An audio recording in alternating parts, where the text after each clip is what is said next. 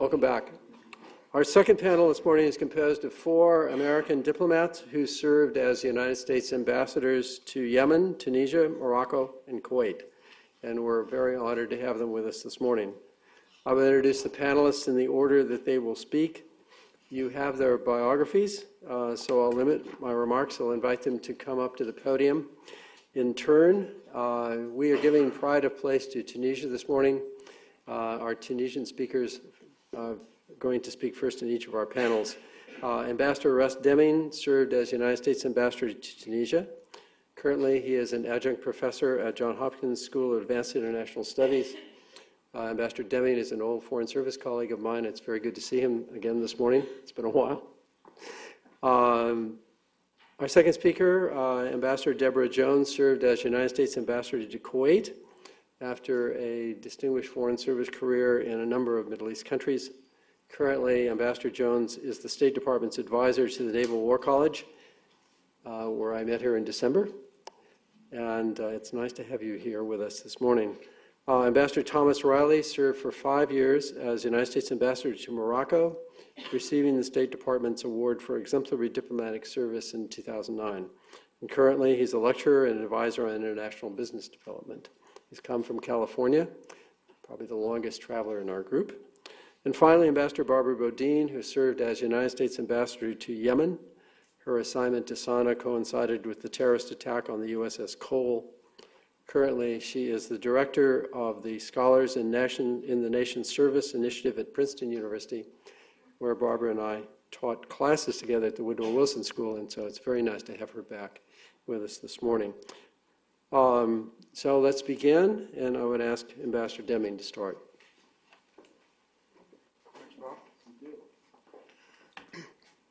Thank you very much. I'm delighted to be here. It's a very exciting time in the region.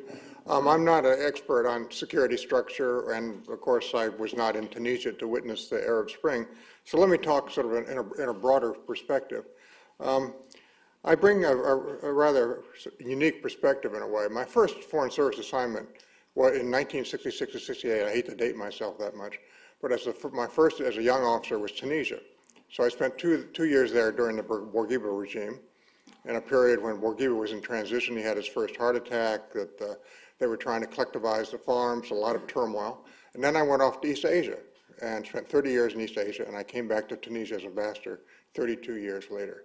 And when I got back, one of the things that struck me was, having spent a lot of time in East Asia, I'd watched countries like the Republic of Korea, societies like Taiwan, Philippines, Indonesia, Thailand, all move from authoritarian, in many cases military authoritarian regimes, to more or less functioning democracies over the period that I served in East Asia. And the driving force, it seemed to me, was a vital middle class that was economically empowered. And as it got more economic power, it demanded political participation, and the system changed. It became educated. And I got back to Tunisia, and I found a society that looked very much like these East Asian societies. Educated people, an economy that was functioning, a large middle class, a system that was not well governed, but well managed in many ways in terms of things were happening. And my question was, okay, what's the missing ingredient here? Why, on the political side, why is Tunisia still such an authoritarian state? And it was even more authoritarian than when I left under Bourguiba. And I had this conversation with many Tunisians, including with President Ben Ali himself a couple of times, beginning with how much progress Tunisia had made in all these other areas and the opportunity to move forward in the political arena. And the response I would get from the president and from others close to the regime, basically 2 arguments. One was, we have to be very cautious. They use the French expression, il faut éviter la dérapage. We have to be careful not to go too fast, to get into a skid and slip. We've made all this progress. We have to go step by step. If we move too fast, we will risk undoing everything we've done. Some people actually believe this, I think. Other people use it as an excuse to maintain the kind of tight controls. The second argument was the fear of Islamism. First, when I first got there in 2000, it was the Algerian experience next door, see what happens there when you don't have tight controls. And there have been some incidents in the early 1990s in Tunisia where tourists that had been attacked that weren't, appropriately dressed and things like that. And then after 9/11, frankly, 9/11 was a gift to Ben Ali and the regime. My first conversation with him afterwards was him saying to me, "See, we told you so. These people are no good. They're very dangerous. You've been criticizing us for human rights abuses by locking them up. Now you understand." And again, that there's a certain legitimate fear in that regard, but again, used very much by the regime as an excuse not to move forward. Under the surface, not articulated, but clearly very much there, was the economic advantage that the family around the president achieved, particularly when his second wife, the Trabelsi family, 7 brothers that all got into the economy, the worst kind of crony capitalism, and a very, very deep vested interest. And again, not articulated very often, but something I began to appreciate is Ben Ali's own fear of persecution if he left office. The International Criminal Court, the pursuit of Pinochet, these are all lessons to him that if you leave power, you're in big trouble, and he'd better stick around. And indeed, in the later years, I gather he was beginning to groom his wife, Layla, for succession. That's something that really overloaded the system. Anyway, Ben Ali and his regime used every technique at their available to them to try to control the society. The traditional security services, economic intimidation, economic rewards and benefits. Some subtle, some not so subtle. So when I left Tunisia, the question was, this place is going to have to change. Probably not in a very orderly way. What's going to set that off?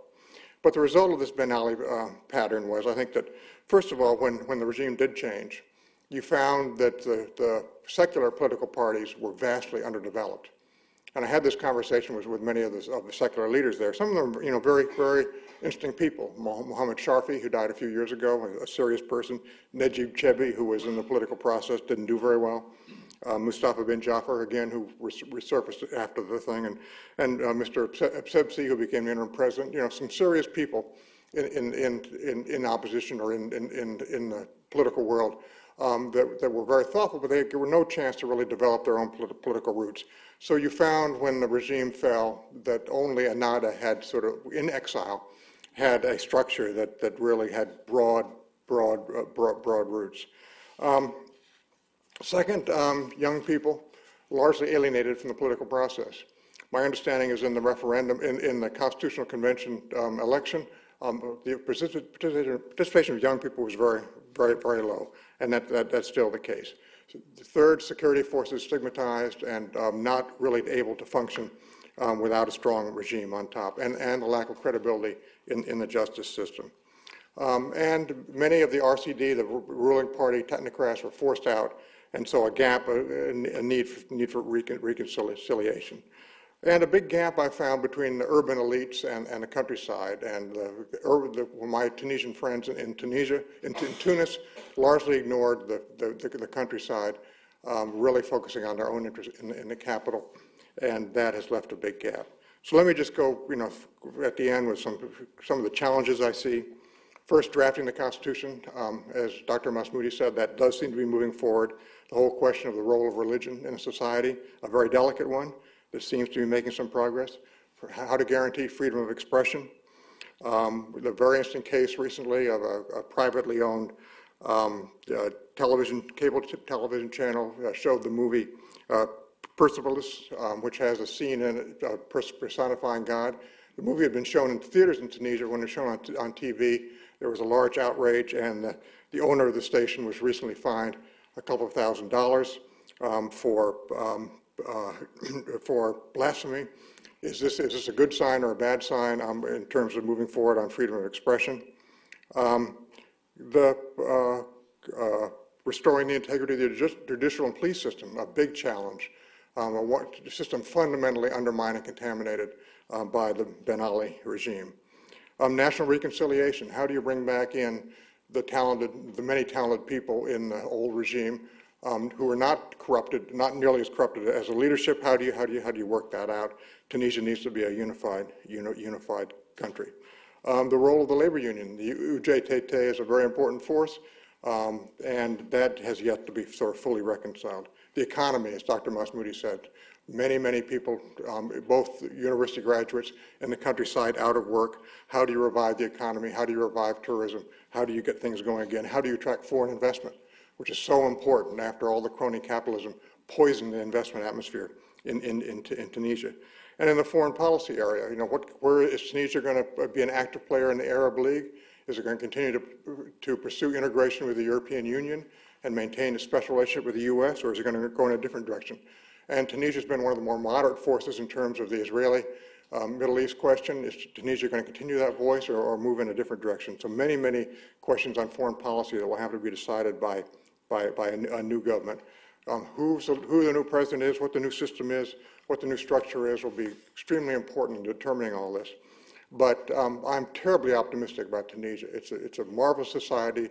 The people are moderate. The people are educated. The people are forward-looking, and there's a great sense of unity. So with all of these problems and all these difficulties and all of this difficult history, I think Tunisia has probably the best chance of any of the countries we're talking about today to move ahead in the years ahead in a very and positive way. Thanks very much.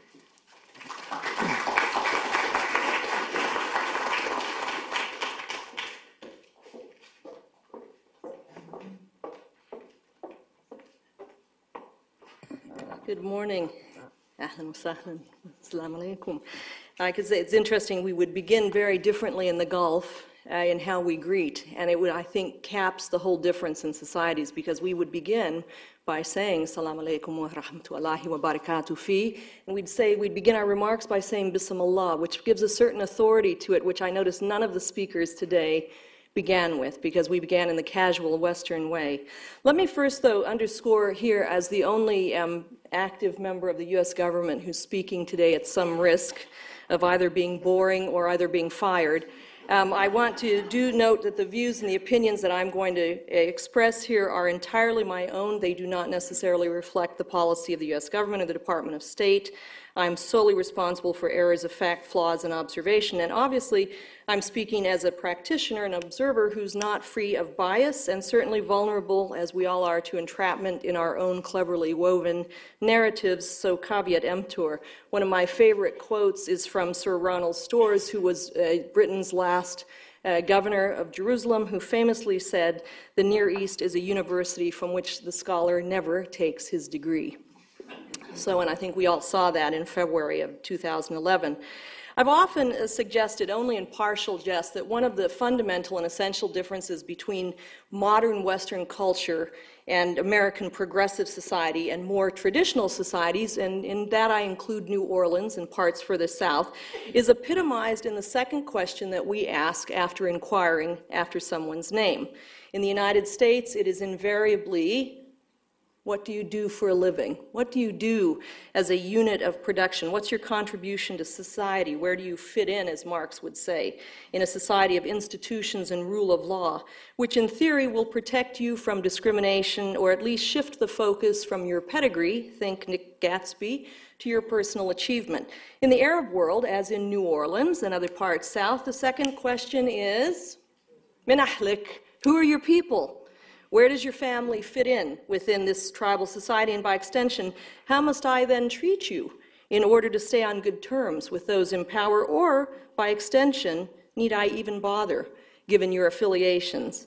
Now, mind you, this social placement is more sophisticated than that, and it factors in considerations beyond economic power, such as your families, are you min al-ashraf, are you a descendant of the Prophet, or are you from a particularly honorable family and that can compensate for financial disadvantage. And in fact, many people in the region would say, you have in fact limited yourselves to your economic success in the United States. That's going to determine more about you than whether you're a good person or not. We don't have to look at that. But in fact, in broader terms, though, we consider that in our world we're protected by institutions and rule of law, and that's what we look at as we develop these democracies, these societies. In the other, you are protected by your place in society, by your behavior in that place in society, and of course by divine law in a sense, because in Islam, of course, all law is derived from divine law in the word. But Bob asked me to speak today a little bit about prospects for the GCC, and of course this is a place where we have not seen transition per se, and where are we likely to see one or not. I think what I make that point about identity because I think this fundamentally distinctive approach to one's identity guides our approaches to governance. In the United States, we're very wedded to this idea of life, liberty, and the pursuit of happiness, which is truly revolutionary. And I would suggest that we are just as dogmatic as any jihadist in our sense that politics, the end of politics took place in the United States, that we were divinely ordained somehow to have this system of governance, and that it is the last word on that the founding fathers were inspired and brought about this system. And we hold to that just as devoutly as many Islamists hold to the idea that the Quran is the last word, the seal of the book on religion and everything else. So I think we have to go into that understanding that we approach, people see us also as one of several revolutionary ideological powers. And I think that's very much the situation in the Gulf, because after all, the GCC countries, which are hugely important to us for reasons of security, of energy security, economic stability, and also our forward placement in the region, and are also in close proximity to one revolutionary ideological power, which is, of course, Iran, and then, of course, very much embraced by another. And as they watch things evolve in the region over the last period of time, I would say that they had to, it gave them pause. Now, people are going to argue to a fare thee well about the impact of the invasion of Iraq in 2003 on these other movements in the region. People will vociferously argue one way or another whether it had any kind of impact about it. But I would say that it is hard to argue, just as we begin modern histories of the Near East with Napoleon's invasion of Egypt in 1798, that future histories of the Middle East are going to have to take into consideration that overthrowing of a tyrant, a Republican dictator who was seen somewhat cynically as a necessary bulwark in the region, but someone we tolerated, we encaged, but we kept, he was there, and he was someone who was immovable. I can't help but think that even psychologically, the images of people voting in the 2005 parliamentary elections in Iraq and elsewhere, and later on again in 2009 and 2010, had some kind of impact. I would also suggest that with respect to the Republican regimes, that the rise of the AK party in Turkey, and people's sense that ultimately that you could have an Islam-oriented polity or political party who identified itself or described itself more in terms of the Christian Democrats in Europe, who was pro-family, pro-business, conservative, and yet not necessarily entirely radical, that gave people an idea that, you know, maybe we don't need these authoritarian dictators who say that it's either us or it's some kind of an outrageous Islamist group that's going to go contrary to all of your norms in Western society, because, of course, Turkey under Prime Minister Erdogan has hewed to its NATO commitments, it has a great relationship with the United States, and has actually been relatively conservative in the way that it has approached its international obligations and even its own society, even though they're having their own issues.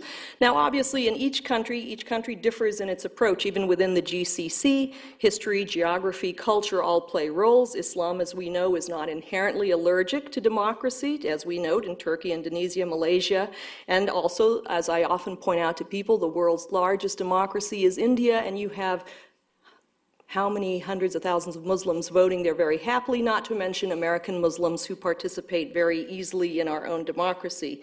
Nor, as Greg Gauss has pointed out, is this necessarily a question of monarchies versus republics, as we identify this, because any number of kings have fallen in the Near East region, from Faisal to Farouk to Idris to the Shah, and Zahir Shah further east. So that's not necessarily the issue there. They were not held sacrosanct due to their positions. It goes beyond that.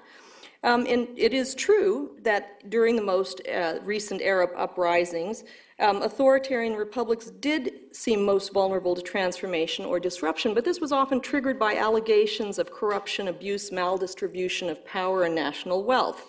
As I think Rami Khouri said so eloquently, at the end of the day, this is about, it's not so much about the precise form of governance as about fundamental issues of humiliation and legitimacy, or the opposite of humiliation, which is dignity. So as we go on forward looking at the Gulf, we have to say, what's the difference here? What's going on here? And in fact, within each of the Gulf countries, how long can they hold with what their situations are, and how stable will these regimes be? Now, obviously, as I said before, as they watched what happened in Iraq, as they watched U.S. actions in Iraq, and as they watched the kind of Republican dictators topple in succession, if not with U.S. encouragement, certainly with a certain degree of schadenfreude on the part of the United States or people watching it, no question that it made them nervous about how far does that activism extend. I mean, it also, let us be honest, Russia and China were watching carefully, and that has played a role in their response to Syria. Iran obviously watching very closely as well. And it was not surprising then that the Arab League came on board with respect to Libya to help, and also that the GCC suddenly found it within themselves to come up and actively engaged in Yemen, where they did not want to see some kind of chaos erupt again or something that would spill over into their countries. So what we saw at the same time too, they began circling the wagons within themselves, sending forces to stabilize Bahrain while floating an alliance with the kingdoms of Morocco and Jordan, whose rulers have this indigenous, this kind of, they're min al-ashraf as well, but more importantly, they have the added advantage of being close U.S. allies, which is kind of an interesting twist on the proverbial, the enemy of my enemy is my friend, and more along the lines of my alliance with close friends of a large and perhaps unpredictable friend is going to protect me in any kind of situation that emerges. And now, as we've all seen, some are now advocating for a Saudi-Bahrain union and an overall GCC compact, which is closer to the EU model, which I think is highly unlikely. I do think it probably safe to assert with the other countries, and this is the difference again in the Gulf, that with reference to Tunisia, Egypt, Libya, and now Syria, that there does seem to be some sort of correlation in terms of the violence and disruption involved in these transitions, and the extent to which these countries had institutional or cultural ties to the West over periods of time, and the kind of bureaucracies they had. Tunis had developed a genuine bourgeoisie with active cultural links to former colonial powers, France and Italy. Yes, Libya was, even though Libya theoretically was wealthier, as we all know, per capita. So it's not a matter of wealth alone that keeps a country going. Egypt was very poor, but with a long, by comparison to other countries per capita, with a long history of central authority, again, in classic historical and geographic terms, a riverine society, a flat alluvial plain, an incentive for strong central authority and an indigenous bureaucracy over the years. In other words, wealth alone is not a predictor of stability or smooth transition and all of these other things. But it gets back now again to national identity, social identity, and expectations, and I'll try to wrap this up so we can get going rather than go on my 1,000 notes. I think it's important for us to remember that what Thomas Jefferson's view was about tribal governance, not a bad thing. The problem is that tribes get too big and you can't manage it. But right now in the GCC, we're dealing with some very small societies, some very small and wealthy nation states whose leadership is indigenous. And at some point, this becomes an actuarial issue. At some point, the question becomes, to the degree, and as I've spoken, and as I prepared for this, I spoke with a number of GCC friends who are in different positions, some in government, some not, some in the private sector, in a variety of the countries. And to a person, they said, why should any of the be overthrown? They have taken national wealth, they've distributed it, they have made sure that people have access to housing, medical services, they're educating, there's social engineering going on in the UAE. There's a relationship, particularly in in the UAE and other places, between the sheikh and his people. That's our alliance, they would say, Deborah. Those are our institutions. That's what works for us. And so when I say at some point it becomes, how long can these countries, which are based essentially on on oil or on hydrocarbons, how long can they continue to guarantee a certain standard of living, avoid disparities in wealth or privilege, ensure that commodities are available and that there's food security? Because really right now we're almost talking about a simplified Maslow's hierarchy of needs being met before it moves to a second sector. But also I would say that one of the problems and differences, because they are very different, and Kuwait is far more sophisticated politically, which has led in fact to a paralysis in the country, because what you have then is a leadership reluctant or has found that its old system of co-optation has not really worked now with an increasingly vociferous tribal group, which again, the one thing you want to avoid in these societies is fitna, right? It's the divisions within the society. So to the extent the leaders have been able to avoid that based on personal prestige or leadership or what have you, they're okay. But the problem is, again, what happens that if you, when either you are, and I think these are the challenges, let me end on just challenges here for these places. What happens when, and again, in those kinds of societies that are small and tribal, you can rely on shame factors and other family knowledge to keep crime down, to keep people in place without the kinds of abuses that you had with the security services in some of these other countries. Although we have seen that in these small and wealthy countries, they've certainly resorted to electronic means of surveillance. We all saw the big BlackBerry issue with Reem in the UAE before, and the fact that people were looking. I need to cut this off. Okay, so the challenges. You have divisions in society between uneducated and educated, the religious and the less so, even as we've seen in our own politics that these personal issues become bigger issues than the societal and economic. If there's corruption, if there is a rigidity of succession on the basis of chronology or longevity, which prevents you from bringing up a dynamic leadership from within the ranks of the ruling family. But on the other hand, if you invite competition, that can prevent problems as well. I think economic capacity, a loss of revenues, when you have a society that feels very entitled, lack of incentive because the technocrats in the country are third country nationals, and so you are not developing your own elite from within your own people who can deal with that. In fact, you're not developing what Robert Putnam always called your social capital, your networks of human participation that are going to create norms of reciprocity and trust that allow for civic engagement. Affiliation with unpopular policies. If your country decides in the past now that you're going to be, instead of kind of passive as people were in the past, you're going to be more engaged, and you're going to have people who disagree, for example, when your country decides to send troops to ISAF or to participate in international norms.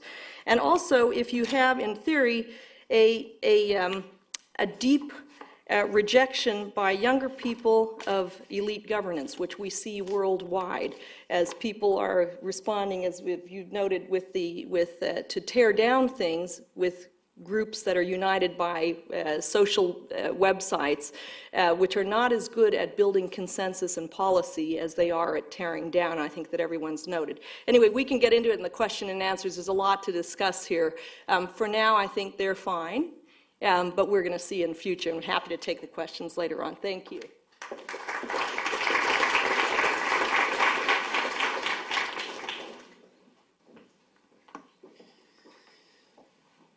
Thank you very much. Hello to everyone. I think I may recognize someone in the very back row, former colleague. Is that correct? Yes, Dan. I see that. He didn't think I'd notice him. You could have sat closer up. I wasn't going to call on you. Because I just noticed somebody who served actually attached to the Moroccan embassy in the security sector. So he's here, but reluctantly. I am now back in the private sector. I had a wonderful time serving for 5 years in Morocco. I'm back in California, which you'd normally think is I guess with the exception of Alaska and Hawaii, about as far away as you can get from Washington. And I'm now advising a solar company on opportunities. Ironically, where the world is sunniest brings me back to Kuwait and Oman and Israel, and I've been recently to Algeria and Morocco and Tunisia. So I thought I was not going to be coming back to the region, and now I'm coming all the time. But it gives me sort of a different perspective. So my comments today are more, in general, talking about security sector reform, maybe some of my perspectives on what it might take to successfully assist. And the first panelists today were inspiring, and it's sort of wonderful to be able to follow you, perhaps with some pragmatic comments.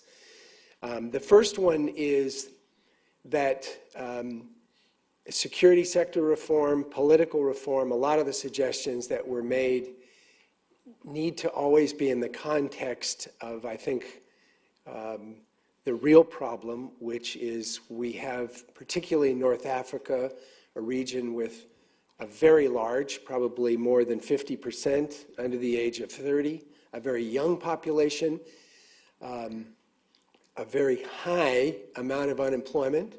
And I would say, fortunately, I was sort of smiling at Ambassador Jones' long disclaimer about what she could say. Now, I don't really have to make a disclaimer because no one can fire me anymore.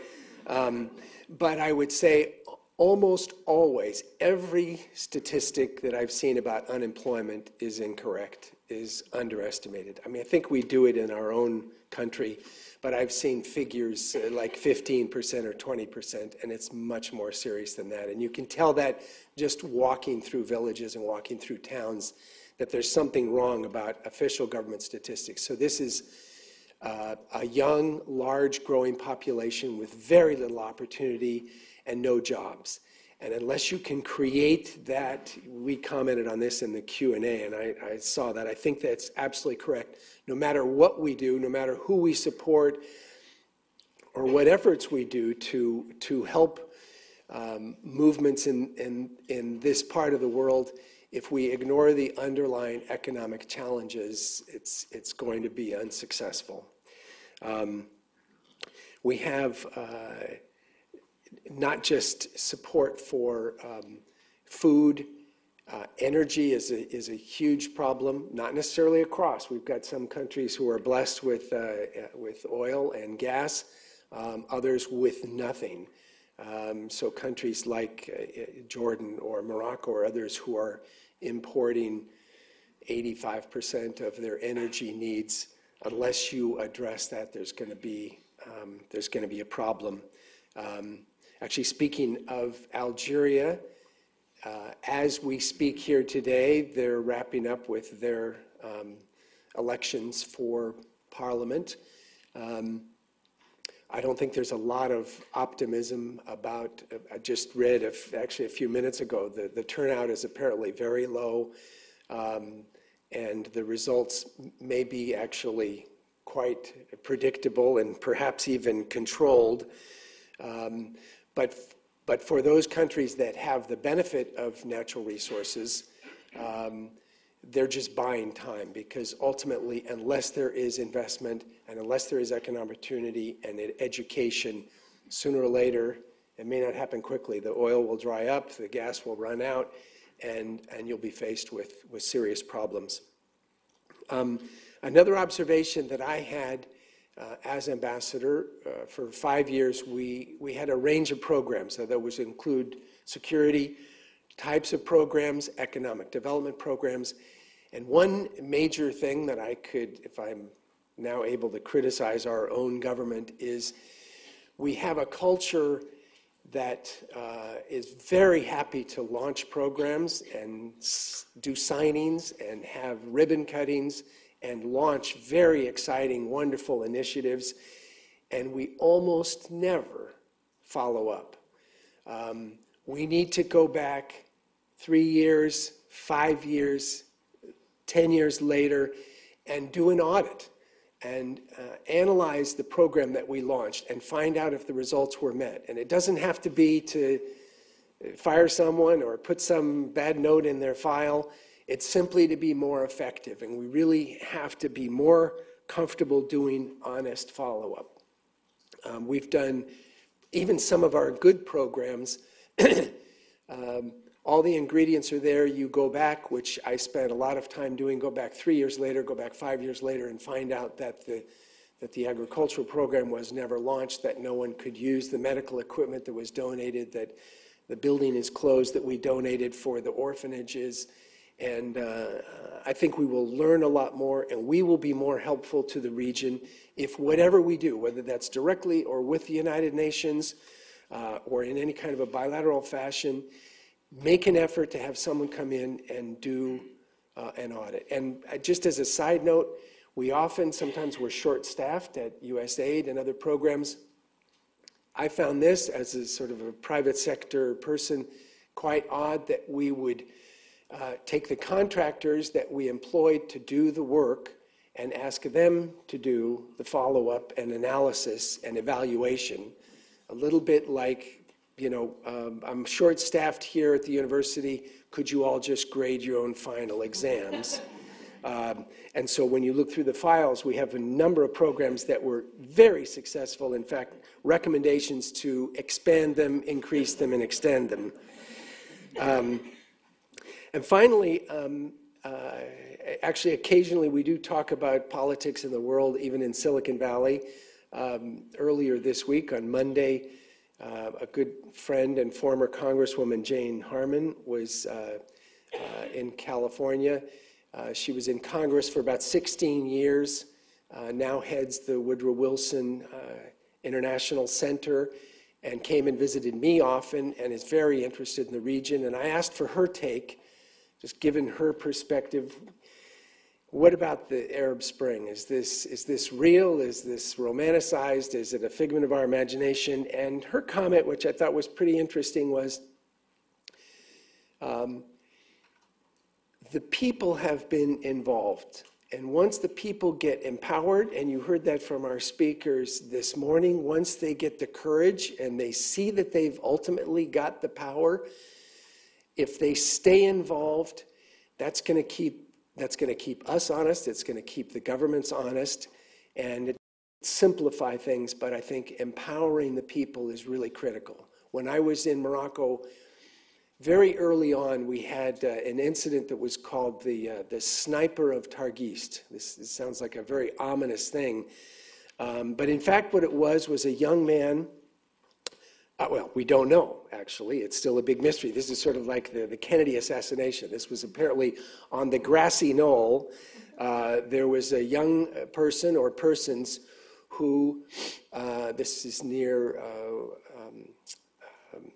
Oujda, El Hoceima in the north, and they photographed a group of policemen who sort of had cornered this heavily trafficked area and videotaped them clear enough so that you could even make out their faces, stopping vehicles, and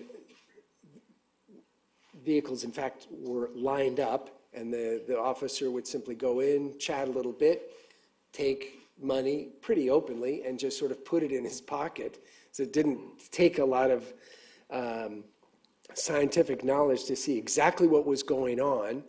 And this, of course, then what they did, of course, what you can do now is they put it on YouTube, and it was then like wildfire, it spread. And it was interesting to see the reaction in the newspapers. They said there are these 1 or 2 people, they were at this place, they must have been just about on this side of the hill, taking photographs of these policemen who are obviously corrupt and taking all of this money. And the reaction was not, where are those corrupt policemen? It is, how can we find these young people and punish them for what they've done, which was shocking. But I think it was an example of what the power is once the local people are empowered and they see what's going on and they stay there and they stick with it. That is going to be important. So whatever we do to encourage governments and agencies let's not forget to empower the people as well. And if we're looking at how we spend our budgeting, this is something that probably would never get approved in an official sense, but instead of providing arms to the police, perhaps we provide flip cams to the students and let them continue to be like the Cyprus of Targhist and keep the governments honest in what they're doing. Thank you.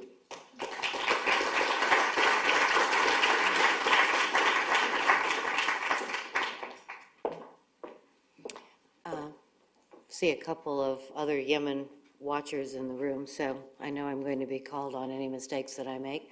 Thank you very much for this invitation and on this issue, particularly a year into the Arab awakening.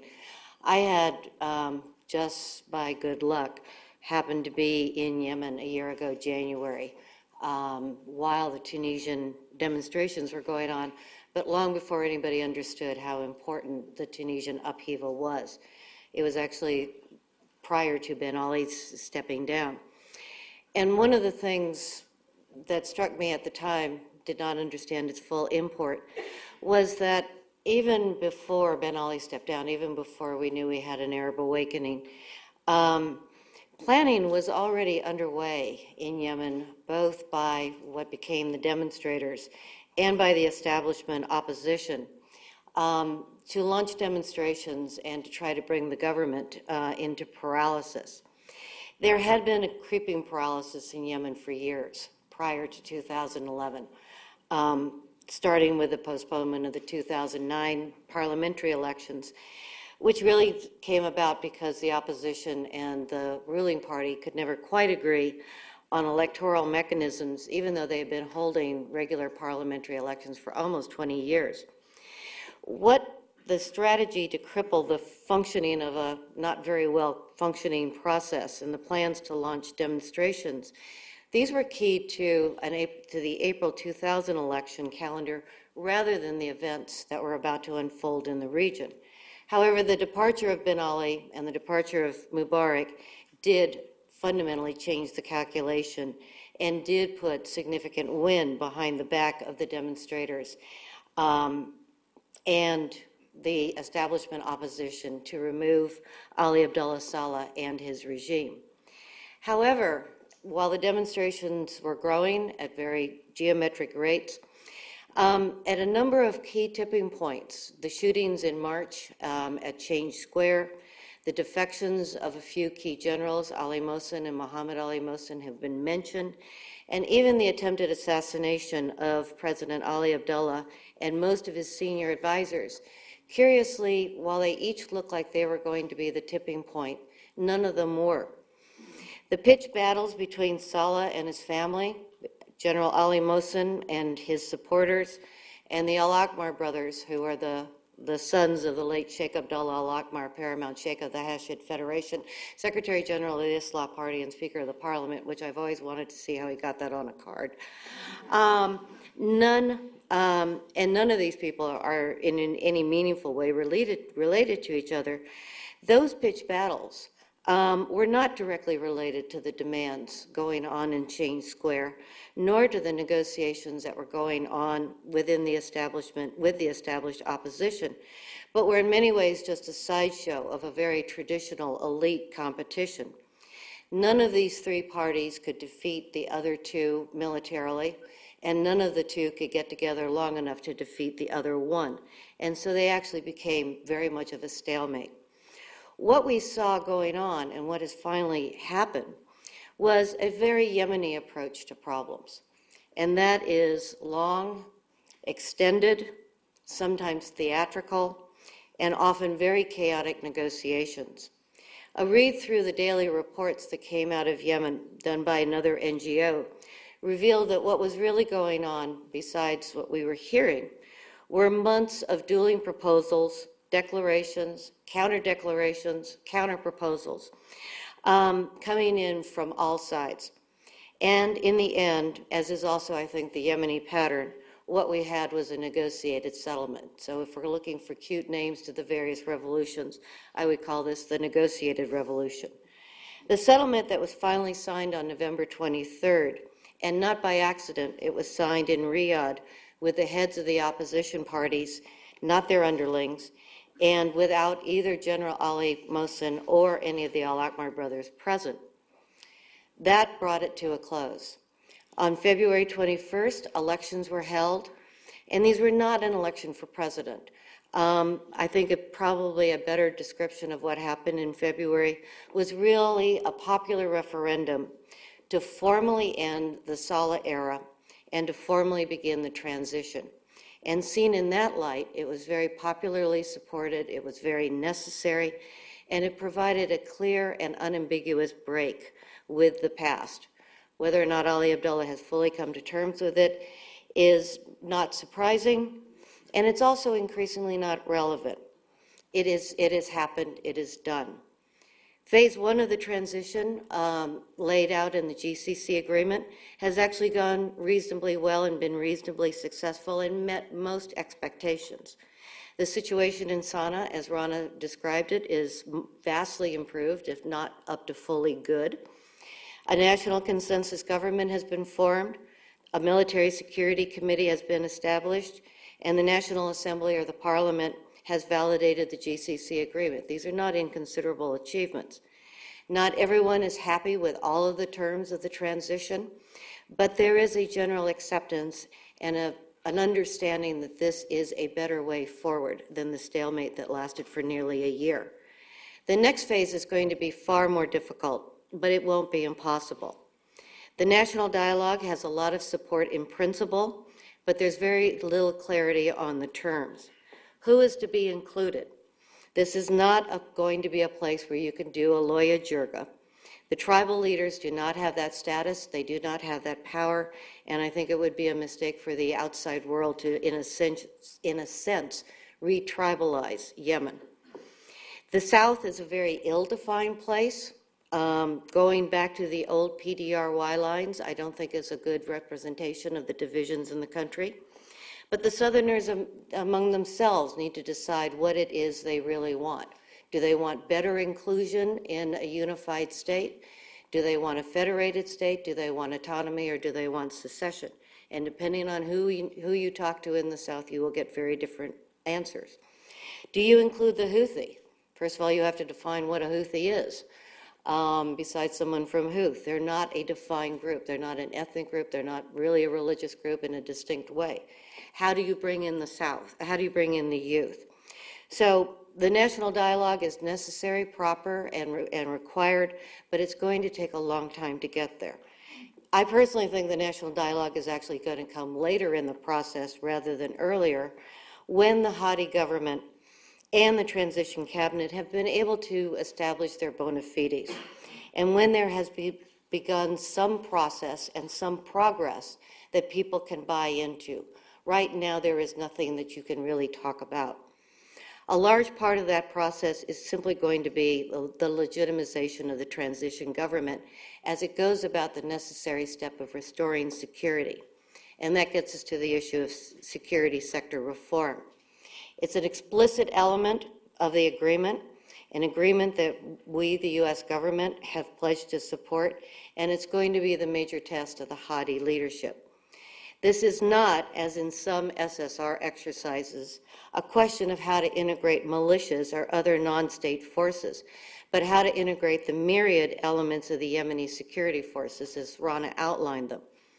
Unlike Egypt, the Yemeni military is not respected, it is not competent, and it is not powerful. It does have money, but mostly from smuggling. There are very good reasons why the U.S. government did not place a lot of emphasis on the military. We put much of our effort, again, as Rana pointed out, somewhat discreetly, but pointed out, we put much of our effort into what Ginny Hill has called boutique forces. And this were primarily under the Ministry of Interior. They included the Central Security Organization, the National Security Bureau, most of them led by nephews, and the Republican Guard headed by the son Ahmed Ali. We have supported the call by President Hadi for a unified integrated security force, including the military, and we have encouraged the departure of Ahmed Ali and Yahya Mohammed, the head of CSO. But we have not demanded their expulsion, and I don't think that that is our place. President Hadi has demonstrated that he is very serious about military reform. And he has undertaken a major shakeup already of the military, rearranging, if not replacing, 20 senior officers, some of them into Potemkin jobs, and replaced a number of key governors and heads of major state corporations. The dilemma that the U.S. and the outside players, but primarily the U.S., the dilemma that we face in the short term is that these boutique forces that we primarily trained, supported, and equipped have been our major partners in the fight against AQAP. And that is simply a fact. And if I wasn't going to mention AQAP when I first wrote these remarks, certainly given the events of the last couple of days, I would be foolish not to. AQAP is a problem. It is a problem for us, and it is a problem for the Yemenis. 35 Yemeni soldiers were just killed within the last few days. As we look to manage the AQA problem, and in the short term, the military, as we seek to manage the AQAP problem, we have to understand that the military, the conventional military forces, cannot be brought up to a standard to take on this fight, and that we are going to continue to be reliant upon those forces that we helped create over the last 10 years. It is obvious we cannot and will not back down on the hunt for AQAP, although we can talk about drones perhaps over lunch. But I think that, we need to understand how this military reorganization is going to take place within the context of an ongoing counterterrorism issue. I think it's also clear that on AQAP, the new government is very explicitly clear that they are going to take on the AQAP fight. Mansour Hadi, unlike Ali Abdullah, is from the south. He is from Abyan province, and his hometown is actually one of those that is currently being threatened, if not under siege. So for him, AQAP is a personal issue. I would also note that the Prime Minister and the new Minister of Defense are also Southerners, and that changes the calculation. And I would also say, going forward, we need to understand how this really fits in to the long-term survival of Yemen. AQAP is turning more into a counterinsurgency issue for Yemen, whether or not it remains a counterterrorism issue for us. I think President Hadi understands that until the AQAP issue is controlled, that it will be difficult to move ahead on political reconstruction, on addressing the very critical humanitarian issues, specifically IDPs, and moving on economic reconstruction. In other words, addressing the root causes of the upheavals that began a year ago, January: economics, unemployment, and governance. Until and unless security is restored, and that will include human security, Yemen is not going to be able to become a functioning state that is credible and responsive to its people. Crime is worsening with an uptick in kidnapping for ransoms. Smuggling continues unabated, and there are continuing threats to key infrastructure, including electricity and pipeline, that directly affect the quality of life for the average Yemeni. Just fixing the security services, however, is not going to fix Yemen and is not going to solve the AQAP problem or any of the other problems that beset Yemen. Unless and until we, the U.S. and the international community, are prepared to address those same basic challenges with the same level of commitment, the same level of rhetoric, and the same equitable funding, until we are able to help President Hadi and the transition government work on education, work on unemployment, work on basic services, and stabilize the entire country and not just work on AQAP. Until we are willing to partner with this new government on those basic issues, as well as what we are most concerned about, Yemen will continue to wobble and security will remain an issue for them and for us. Thank you.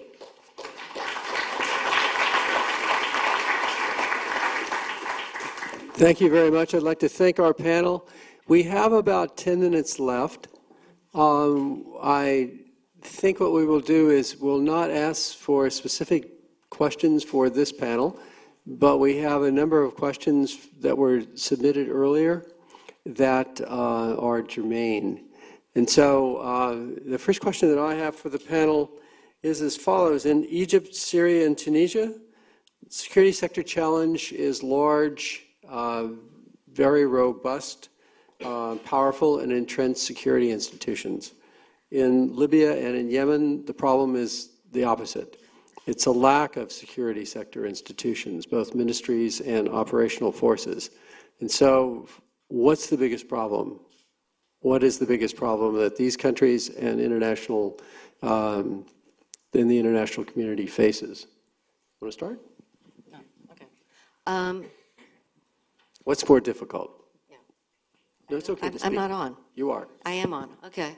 I would say that I think I would disagree a little bit that Libya and Yemen face very different security sector reform issues. Libya has no institutions to speak of, and as pointed out by Najla, that you have a number of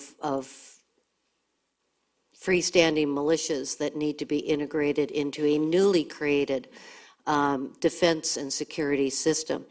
In Yemen, there is a security sector. There are units. A number of them we have worked with a great deal. They need to be reformed and restructured. They need to be brought under civilian control, and they need to be professionalized. But we're not building from the ground up. It's not it's more of a reformation and a reintegration rather than a construction. Thank you. You know, I'm not a security expert, but I defer to Dr. Masmoudi, but I would argue that in Tunisia, the fact that you do have a well-developed structure, a cadre of talented people, is a great long-term asset. The key now is to retrain people that were trained to protect the regime now, but need to have a much broader public service focus, and you'd probably need to replace a large percentage of them. But the structure is there, the systems are there, and I think that's a tremendous advantage. What? No? No? No? Okay.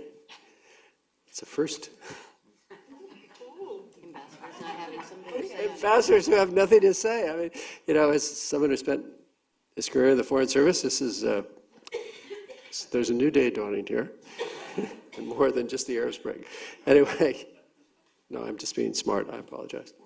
I have a question. The question from the audience is, does the U.S. legacy of supporting authoritarian regimes in the region hinder it in establishing effective relationships with current regimes, with current publics, and in supporting future reform?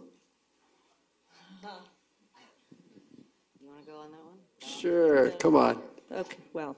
You're among friends. Yeah, exactly, until we cross this.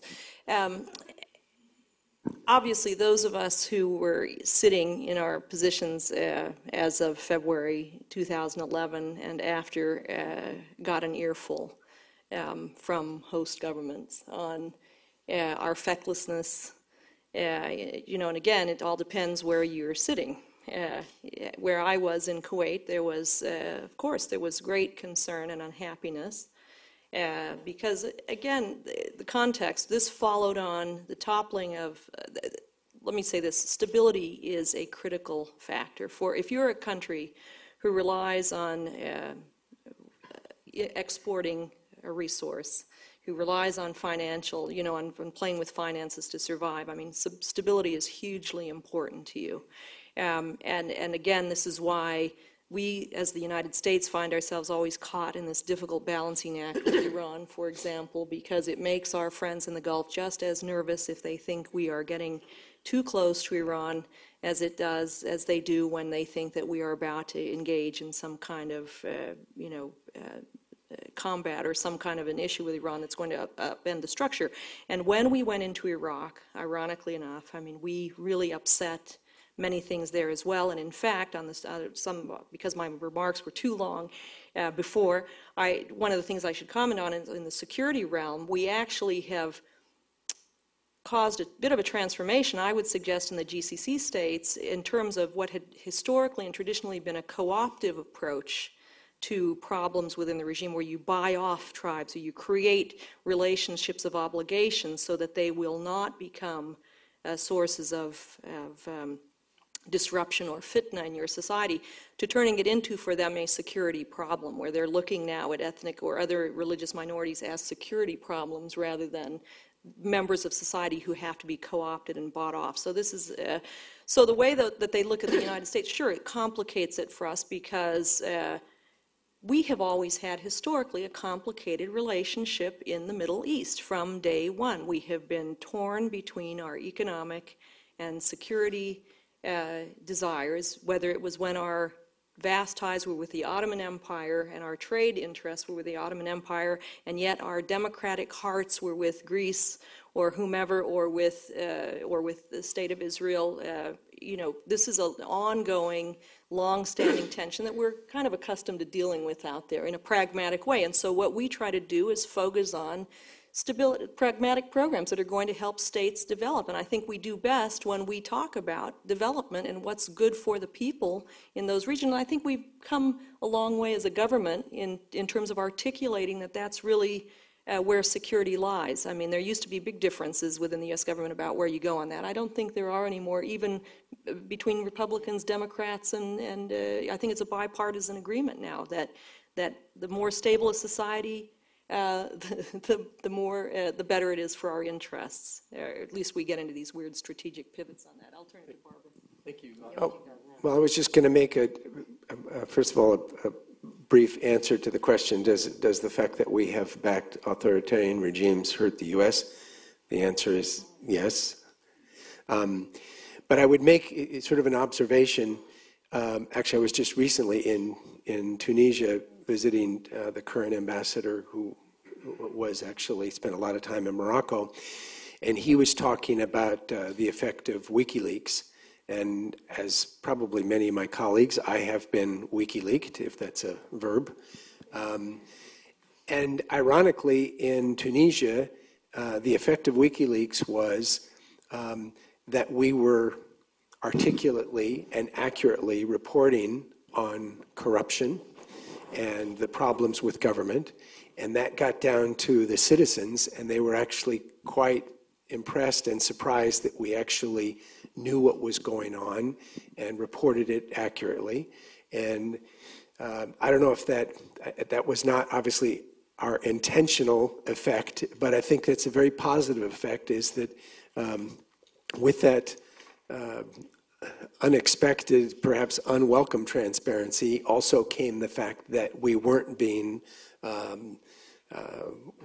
fooled by these governments. We knew what was going on, and we were adequately reporting it. That's quickly, yeah. I agree completely with that. I think that was a big factor. Also, the U.S., we are stigmatized, of course, by our close relationship with Ben Ali, but we were very quick out of the box to support, and many of my Tunisian friends draw that comparison. Yeah, very briefly, I do think that we can get beyond the question of who we were supporting, and I think my colleagues have made good points.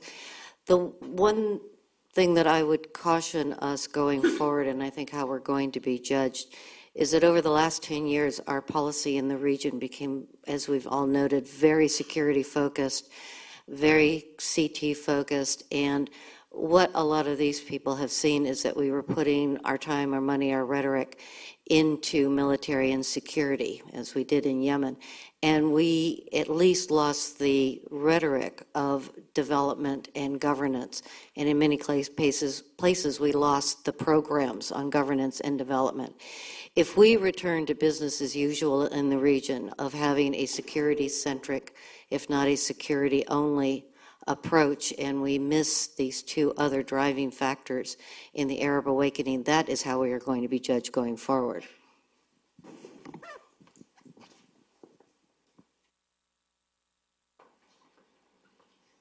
We are now at the end of our time. I'd like to thank all of you in the audience for staying with us throughout the morning. I would like to thank our panel, really exceptional presentations, a lot of wisdom. I think it's true that we're all wiser, having spent these 3 hours together this morning, than we were before we came here. And I'd like to invite a round of applause for our panel.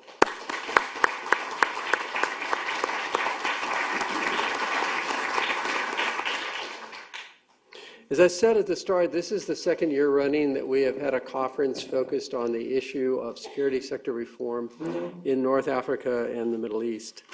Last year, our rapporteur, who did an excellent report that's available on the tables outside, closed his report with the following words.